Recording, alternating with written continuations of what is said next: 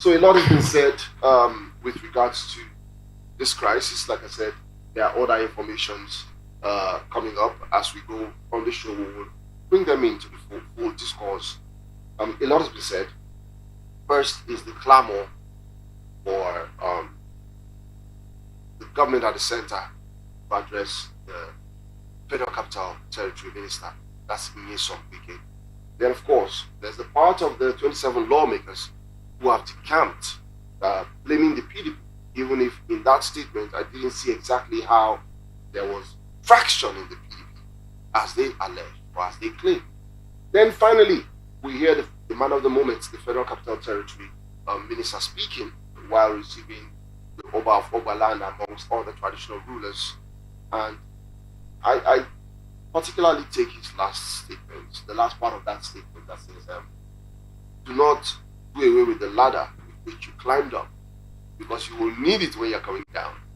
And leave it there, because others who will climb up will also need it to climb up. I like to toe the part of the positive. I like to look at things in a positive light. Is that Nyesom Wike suing for peace? Using that last phrase. Is that him stylishly saying, look, we don't need to fight, but you see, this structure that has brought you up and made you governor, you shouldn't destroy it, because peradventure you have to fall off. You need this structure to have a safe landing.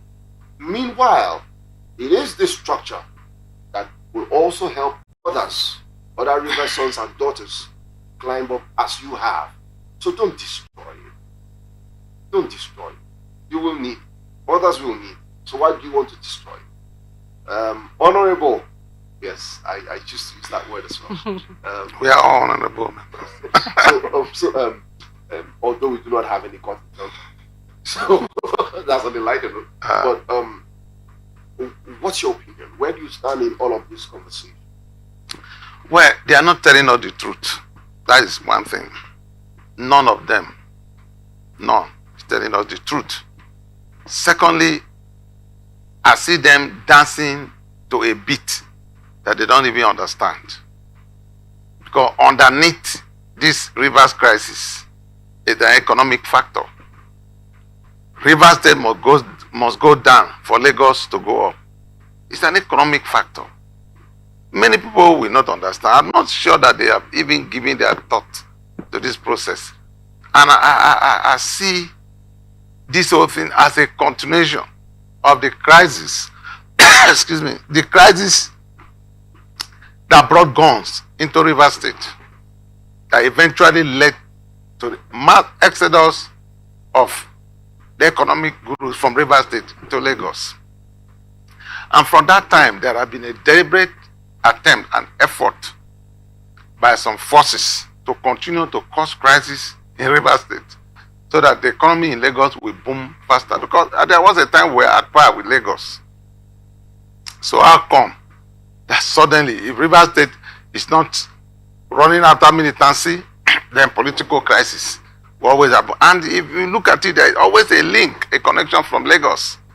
You see, I started talking about thanking Tinubu that he helped me in those days. He gave me a house in BGC. He gave my wife a house in BGC. Why? Why did he give you a house? At this in BGC. So, if you link it well, you see that the crisis that engulfed Rivers State that led to, excuse me, the exodus of the economic gurus into Lagos started that time. Why was Tinubu patronizing our people who were involved in that? If you look at the political problem that engulfed the state from 2015, Tinubu's name continued to be a recurring decimal, that he was funding Magnus, he was doing that, he was up till now. So me, I'm looking at something that other people are not thinking about. Our people said that an ant that does not sit down cannot weave the cloth. So Rivers State must continue to run around the circle, must continue to live in confused state, while Lagos economy is booming and growing. Today, Lagos is about the fourth largest economy, in Africa. So the earlier our people even understand what they are doing, the better. All right, let me come from this angle, because you just opened the can of worms. Right.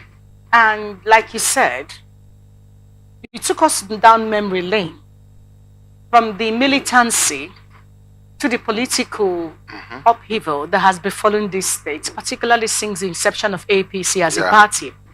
So Lukman, the former the chairperson for the northern part APC region, who has been an opposition within the APC, is basically saying APC should take responsibility for the issues that is going on right now in Rivers State. One begins to wonder, what exactly is Lukman talking about?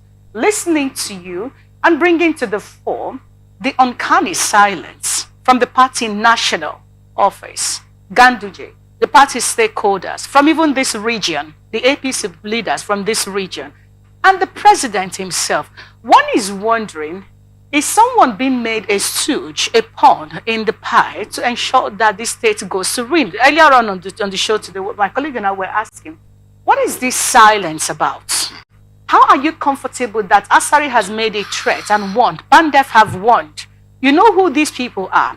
We now have Boma Goodhead, a serving rep member, audaciously made statement that you would say, this lady should be taken into. She even said she will volunteer herself to give more evidence.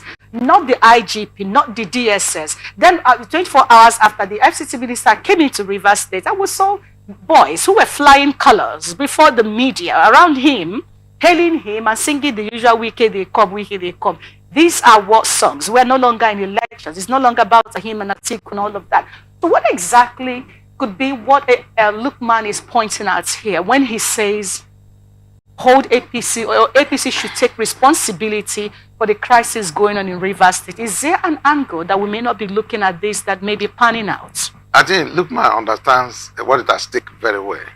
He is quite aware that the food they are fighting over, they are eating here, that is being cooked somewhere by APC. You know, Amechi was to contest for the presidential ticket of APC. And Tinubu was also. So I don't need any seer to tell me that one of the strategies he adopted was to destroy the political of his opponent, which I mean, in politics you can throw any punch if you want to, but the left for those you are throwing it at to really understand what is happening. For instance, all the things Senator Magnus Abe did, all the things they use him to do to scatter the APC, what are the benefits to him today? To let you know that what these men were doing was just to destroy Rivers State and nothing more. One would have expected that this government that Magnus Abe, campaigned for, nobody knew a Tinubu whatever in Rivers State. It was Magnus Abe.